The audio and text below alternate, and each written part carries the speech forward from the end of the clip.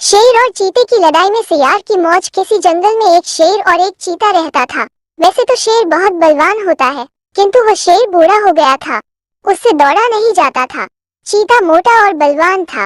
इतने पर भी चीता बूढ़े शेर से डरता था और उससे मित्रता रखता था, क्योंकि बूढ़ा होने पर भी शेर चीते से तो कुछ अधिक बलवान था ही। एक बार कई दिनों तक शेर और चीते में से किसी को कोई शिकार नहीं मिला। दोनों बहुत भूखे थे। दोनों शिकार की तलाश में आसपास ही निकल पड़े। उन्होंने देखा कि एक छोटा हिरन पास में ही चल रहा है। चीते ने शेर से कहा, मैं हिरन को पकड़ता हूँ, लेकिन आप उस नाले के ऊपर बैठ जाए, जिससे हिरन नाले में भागकर छिप न सके। शेर नाले पर बैठ गया। चीते ने हिरन को दौड़कर पकड़ लिया और मार डाला, लेकिन हिरन बहुत छोटा था। उस हिरन से दो में से किसी एक की ही भूख मिट सकती थी। दोनों भूखे थे। चीते के मन में लालच आने लगा। चीते ने कहा, हिरन को मैंने अकेले मारा है, इसलिए इसे मैं अकेले ही खाऊंगा। शेर बोला, मैं जंगल का राजा हूँ और इस समय मैं बूढ़ा हूँ। हिरन मैं खाऊंगा, तुम तो दौड़ सकते हो, दौड़कर दूसरा शिकार पकड़ो।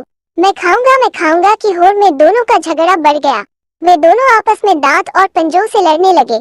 झाड़ी में छिपा एक सियार ये सब देख रहा था। जब शेर और चीते ने एक दूसरे को पंजों और दांतों से बहुत घायल कर दिया और दोनों भूमि पर गिर पड़े, तो सियार झाड़ी से निकला। वो हिरन को घसीटकर झाड़ी में ले गया और उन दोनों के सामने ही बड़े आराम से खाने लगा और वे देखते ही रह गए। शेर और चीते में से किसी में भी अब इतनी हिम्मत नहीं बची थी कि कोई भी उठ सके। शिक्षा: जब भी दो व्यक्ति किसी वस्तु के लिए लड़ने लगते हैं तो उन दोनों की हानि होती है, लाभ तो कोई तीसरा ही उठाता है। इसलिए आपस में लड़ना नहीं चाहिए। कुछ हानि भी हो तो उसे सहकर मेल से ही रहना चाहिए।